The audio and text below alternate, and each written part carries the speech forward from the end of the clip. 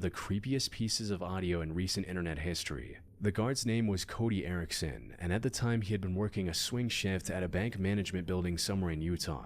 Inside the security office was an old AM/FM radio that belonged to his supervisor. And since Cody had already finished his tasks for the night and was just waiting for the next guard to come in, he started turning through the AM stations to pass the time. Most of what came through was exactly what you'd expect from an old radio late at night. But then, somewhere between a sports station on one side and an old music station on the other, Cody heard a woman crying.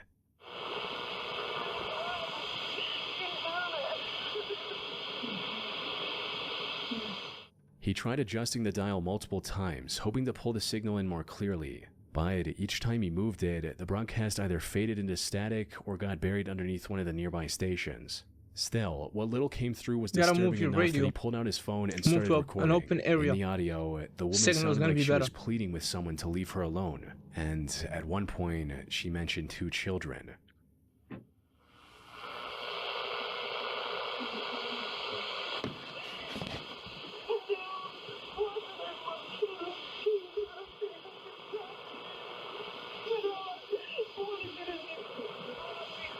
You know what I think about when I hear this?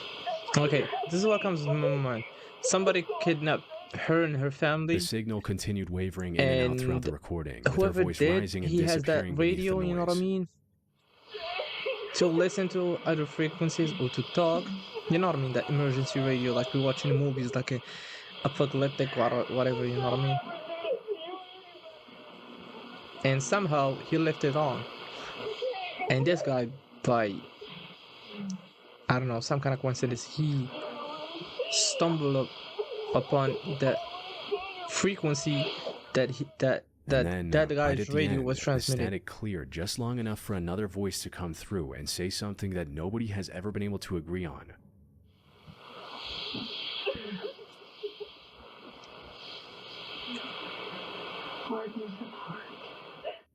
To most people who heard it, the words sounded like, "Rip her apart."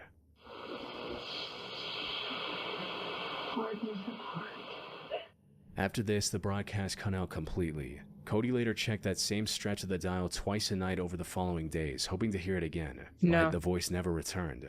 So, left with a recording he couldn't explain, he uploaded it to YouTube, hoping someone online might be able to figure out where it had come from. The first, and probably the most comforting theory that the internet came up with was that the recording was just a scripted performance. The reason is that AM radio isn't as predictable as FM. Depending on where you